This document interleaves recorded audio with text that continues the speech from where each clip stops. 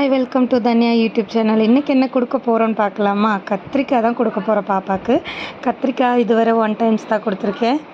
Second time நான் கொடுக்குறேன். கத்திரிக்காய் வந்து நல்லா பொடுசாக கட் பண்ணி எடுத்துக்கிட்டேன். ஒரே ஒரு கத்திரிக்காய் தான். அது வந்து நல்லா இந்த எப்படி கட் பண்ணியிருக்கேன்னு பார்த்துக்கோங்க. இந்த அளவுக்கு கட் பண்ணி எடுத்திருக்கேன். கத்திரிக்காய் மட்டும் நல்லா பார்த்து வாங்கணும், ஏன்னா பூச்சியெல்லாம் இருக்கும். அதேமாதிரி பருப்பு அரிசி காலையிலே ஊற வச்சுட்டு அதை கழுவி எடுத்து வச்சுருக்கேன். கத்திரிக்காய் ஏன் பூச்சி இல்லாமல் வாங்கணும்னு உங்களுக்கே தெரியும், ஏன்னா அதில் புழுவெல்லாம் இருக்கும். புழு வண்டு அந்த மாதிரி பூச்சிகள்லாம் இருக்கும். அதனால நான் கஞ்சி தண்ணி தான் எடுத்திருக்கேன். கஞ்சி தண்ணி, கத்திரிக்காய், அரிசியும் பருப்பும். இந்த பருப்பு பேர் மட்டும்தாங்க எனக்கு இன்னைக்கு வரைக்குமே ஒரே குழப்பமாகவே இருக்கும். இந்த பருப்பு எடுத்திருக்கேன், அவ்வளோதான். அந்த பருப்பு பேர் மட்டும் எனக்கு எப்பயுமே வராது. பாசிப்பருப்பு, வெங்காயம், பூண்டு, பச்சை மிளகா, எப்பயும் போல் நெய், பின்ன வந்து தக்காளி, சீரகம், உப்பு எடுத்திருக்கேன். 2-3 நாளாக தண்ணியில் தான் சாதம் வச்சு கொடுத்தேன். அது நீங்களே பார்த்துருப்பீங்க. இன்றைக்கி இப்போ வந்து கஞ்சி தண்ணி பழைய மாதிரியே கஞ்சி தண்ணி எடுத்தாச்சு. ஏன்னா கஞ்சி தண்ணியில் நிறைய பெனிஃபிட்ஸ் இருக்குல்ல. குக்கர் சூடானதும் நான் கஞ்சி தண்ணி ஊற்றிட்டேன். கஞ்சி தண்ணி ஒரு செம்பு ஊற்றிருக்கேன்.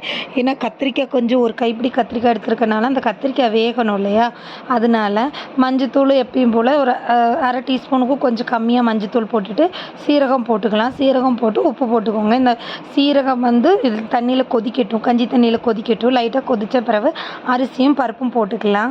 அரிசி பருப்பு போட்ட பிறகு இது கொஞ்சம் நல்லாவே கொதிக்கட்டும். கொதித்ததுக்கப்புறம் வெங்காயம், கருவேப்பிலை, வெங்காயம், பூண்டு வந்து நான் 2 பூண்டு கிட்ட எடுத்திருக்கேன். பூண்டு நீங்கள் கொஞ்சம் இனிமேல் சேர்த்துக்கோங்க. குழந்த இப்போ 1 வயசை தாண்டியாச்சு இல்லையா, அதனால் பூண்டு நீங்கள் சேர்த்துக்கோங்க. அதனால் எந்த ப்ராப்ளமும் கிடையாது.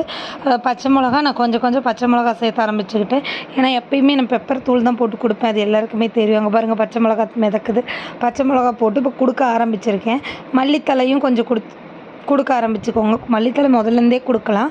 நான் வந்து இந்த வீடியோவில் போட மாட்டேன்ல மல்லித்தலை கொடுக்குறதெல்லாம். இப்போ மல்லித்தலை கொடுக்குறது வீடியோவில் போட்டுட்ருக்கேன். நான் ஃபஸ்ட்லேருந்தே கொடுத்துட்ருக்கேன். நீங்களும் கண்டினியூஸாக மல்லித்தலை கருவேப்பிலையெல்லாம் கொடுக்குறது ரொம்பவுமே நல்லது குழந்தைங்களுக்கு. இப்போ இருந்தே கொடுத்து பழகிட்டால் பின்னாடி சாப்பிட சிரமப்பட மாட்டாங்க. நல்லா கொதித்து வரும்போது நான் வந்து கத்திரிக்காயை போட்டுட்டேன். கத்திரிக்காய் பாருங்கள் நிறைய இருக்குது. ஒரு கத்திரிக்காய் தான், ஆனால் கொஞ்சம் பெரிய கத்திரிக்காய்.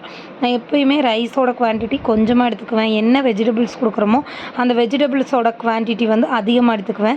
தக்காளி வந்து இப்போ தான் சேர்த்திக்கிறேன். தக்காளி நான் ஃபஸ்ட்லேருந்தே சேர்த்தலை. வேணும்னா சின்ன துண்டு போடுவேனே தவிர தக்காளி மட்டும் சேர்த்திக்கலை.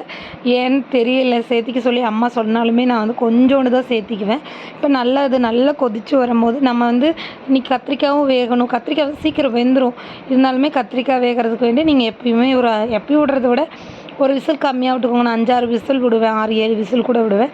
இப்போ வந்து 5 விசில் விட்டுக்கிட்டேன். நான் விசில் விட்ட பிறகு இப்படி தான் கிடச்சிது. இதை வந்து பருப்பு மத்தில் நல்லா கடைஞ்சிட்டு பாப்பாவுக்கு கொடுக்க போகிறேன். அது இல்லாமல் நம்ம 1/2 டீஸ்பூன் நெய் எடுத்து வச்சுருந்தோம்ல, அது இந்த சூடோடையே இந்த சாப்பாட்டில் வச்சோம்னா உருகிரும். இதை பாப்பாவுக்கு கொடுத்துடலாம். தேங்க்யூ. இந்த வீடியோ பிடிச்சா சப்ஸ்கிரைப் பண்ணிடுங்க.